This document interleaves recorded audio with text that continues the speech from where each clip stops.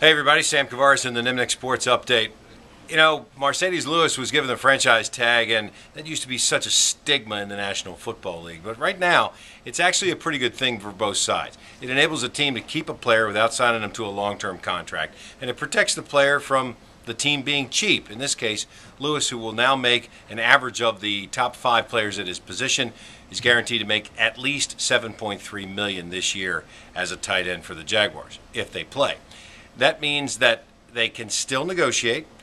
The team can only put the tag on one player at a time, so they can't do this to anybody else as long as Marcedes is designated as the franchise player. It's a good move because he truly is, if not the best, one of the best tight ends in the league, and you've got to have high-quality players on your team to compete to get to the postseason and in the postseason. If he's not the best player on the team, he's 1A with Maurice Jones-Drew. More players like that, not fewer, no matter what they cost or what the Jaguars need.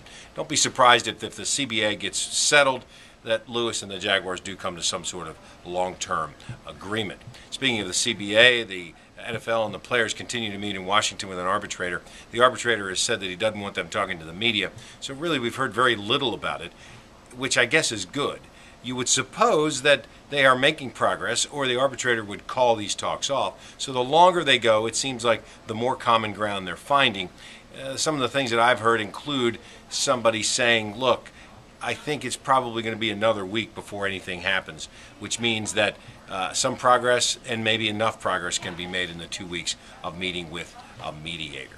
Florida State got beat by Maryland up at College Park this week.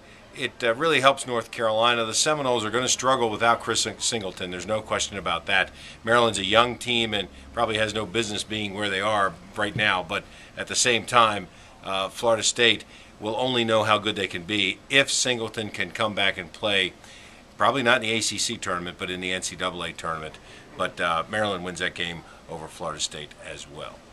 I'm Sam Kavaris. That's the Nimnik Sports Update. You can follow us live streaming at 10 to 11:30 at 1010XL.com, as well as news4jax.com right here during the newscasts.